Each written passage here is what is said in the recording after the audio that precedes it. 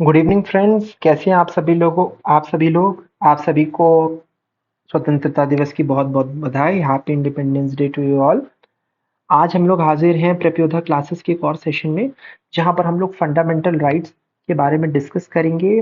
Fundamental rights के PYQ discuss करेंगे। हम लोगों ने लास्ट सेशंस में फ्रेंड्स देखा कि क्या बेसिक्स होते हैं फंडामेंटल राइट्स के।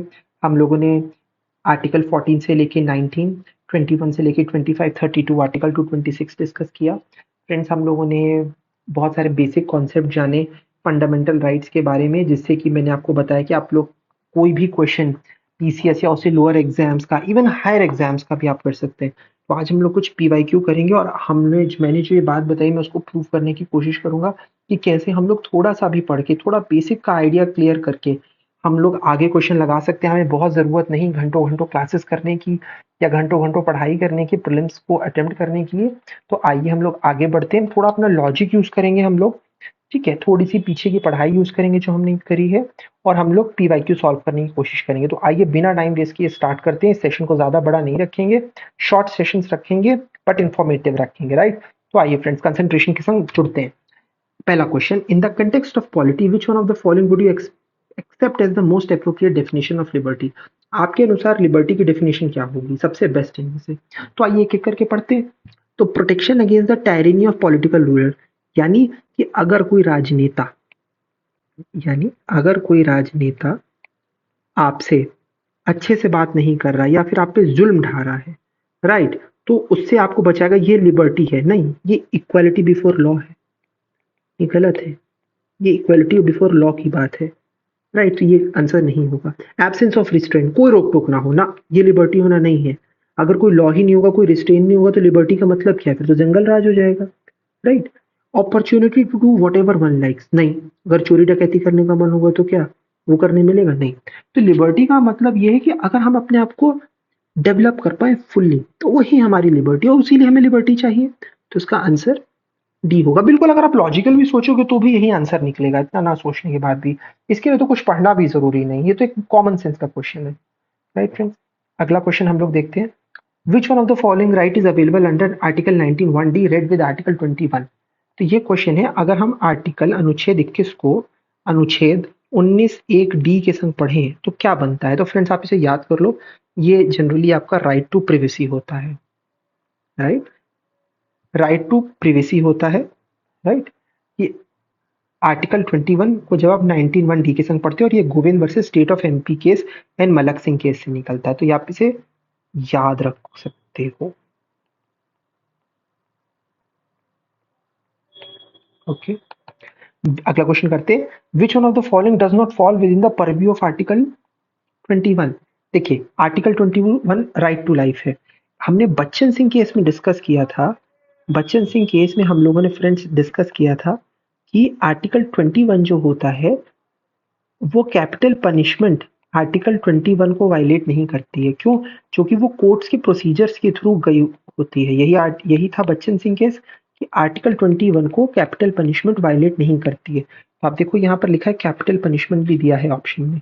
तो कैपिटल पनिशमेंट वायलेटिव नहीं है, ये फॉल करता है with in the ambit of 21। अगर अगला ऑप्शन देख लेते हैं, मेडिकल एड टू द इंजर, यही एक डॉक्टर को देनी पड़ेगी मेडिकल एड अगर कोई बीमार है तो, या जख्मी है तो, ये आर्टिकल 21 में फॉलो करता है। सेक्सुअल हैरेसमेंट आप विमेन का नहीं कर सकते वर्क प्लेस में, आर्टिकल 21 में फॉलो करता है। सुप्रीम कोर्ट की एक डिसीजन के अकॉर्ड, एक रूल के ऑर्डर के अनुसार आपको स्वच्छ हवा पानी मिलना चाहिए। ये आपका pollution of the quality of water, आपको अच्छा पानी मिले, अच्छी हवा मिले, ये भी आर्टिकल 21 के तहत ही रूलिंग है। तो फ्रेंड्स, आंसर इसका डी हो जाएगा, correct, okay.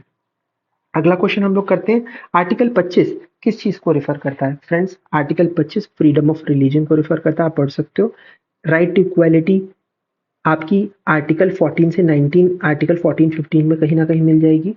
Right to property is not a fundamental right now, it's a legal right friends, right, as I have told you. और लीगल राइट किसके तहत है? आर्टिकल अनुच्छेद 300A के तहत। प्रोटेक्शन ऑफ माइनॉरिटी कहीं ना कहीं आर्टिकल 28 में मिलता है। तो इसका आंसर फ्रेंड्स हो जाएगा C, C, freedom of religion, okay. अगला क्वेश्चन देखते हैं। Which of the one of the following constitutional remedies also known as postmortem. ये क्वेश्चन फ्रेंड्स हम लोग अभी के लिए छोड़ते हैं, ये बिहार पीसीएस का है, राइट। ये विवादित सवाल है, हम लोग दूसरा देखेंगे। The writ which may be filed for protection of rights to personal freedom. Friends ऐसी कौन सी रिट है जो कि हमें पर्सनल फ्रीडम देती है फ्रेंड्स, राइट? तो पर्सनल फ्रीडम के लिए फ्रेंड्स हम लोगों के लिए हीबस कॉर्पस है। अगर आप देखोगे, देखो बाकी मैंडेमस है, क्वो वारंटो, सर्सरी है, या तो ये किसी कोर्ट को आदेश देते हैं अपनी शक्ति अगर वो एक्सीड कर देते हैं, या तो वो क्वेश्चन करते हैं पब्लिक ऑफिस अगर कोई होल्ड करता है तो वो किस अथॉरिटी से होल्ड करता है, या तो वो किसी पब्लिक फिगर को बोल रहे होते हैं कि तुम अपना काम ठीक से करो। पर्सनल लेवल पे केवल हीबस कॉर्पस, बंदी प्रत्यक्षीकरण होता है, जो कि जैसे अगर आपको किसी ने गिरफ्तार कर लिया गलत तरीके से तो आप हाईकोर्ट जा सकते हो अनुच्छेद 226 की शक्तियों का इस्तेमाल करके, और सुप्रीम कोर्ट जा सकते हो अनुच्छेद 32 की शक्तियों का इस्तेमाल करके, ताकि आप सुप्रीम कोर्ट में जाकर या हाई कोर्ट में जाकर ये बोल सको कि हमें गलत तरीके से डिटेन किया गया है।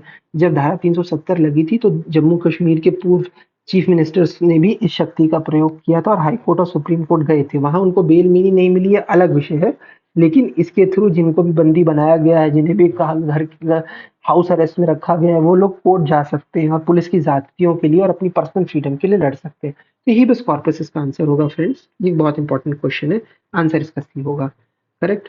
आते हैं मैच द कॉलम। तो इसमें फ्रेंड्स मेरे तरीका ये रहता है कि अगर मैं कोई दो भी मैच कर पाऊं, मान लीजिए इसमें, और उसकी वजह से मैं कुछ बाकी बचे हुए ऑप्शन से एलिमिनेट कर जाऊं, तो भी मैं इस क्वेश्चन को हल कर ले जाऊंगा।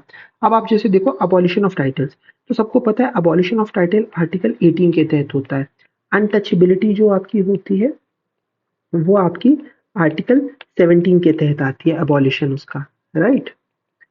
आर्टिकल 18 के तहत ये राइट टू एजुकेशन, आपने याद है 2002 में आया था जो आपका अमेंडमेंट, तो 21A तहत आपका राइट टू एजुकेशन आ गया था। तो अब आपको क्या पता चल गया कि ए का आंसर है 3 और डी का आंसर है 2, राइट। तो इसके बेस पे आप देखो ए का आंसर है डी और डी का आंसर है 2, बाकी क्या किसी में ऐसा कुछ है? नहीं। तो आप बाकी सिंपली सबको क्रॉस कर दो और आपका आंसर हो जाएगा डी।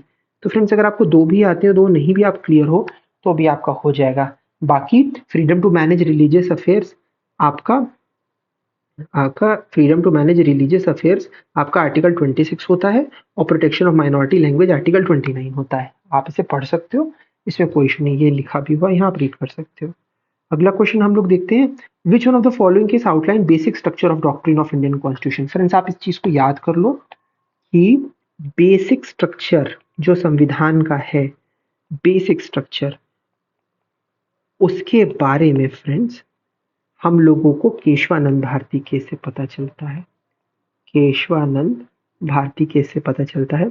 और फ्रेंड्स आप इसे याद कर लो कि बेसिक स्ट्रक्चर की जो डेफिनेशन है वो बेसिकली केशवानंदा भारती केस से निकलती है आपकी, राइट। ये बहुत बार पूछा जाता है और एक रिपीटेटिव क्वेश्चन है। राइट टू प्रॉपर्टी, अगला क्वेश्चन देखिए फ्रेंड्स, तो मैं आपको पहले बता चुका हूं लीगल राइट है, it is no more a fundamental right. 44th constitutional amendment, संविधान संशोधन कॉन्स्टिट्यूशनल अमेंडमेंट से इसे हटा दिया गया था सन 1978 में, और अब ये आर्टिकल 301 के तहत एक लीगल राइट है, राइट।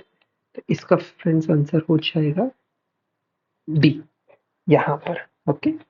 अगला क्वेश्चन देखते हैं फ्रेंड्स हम लोग, अगला और last, by which amendment the right to property was abolished. Friends मैं आपको पहले बता चुका हूँ 44वां संविधान संशोधन, राइट।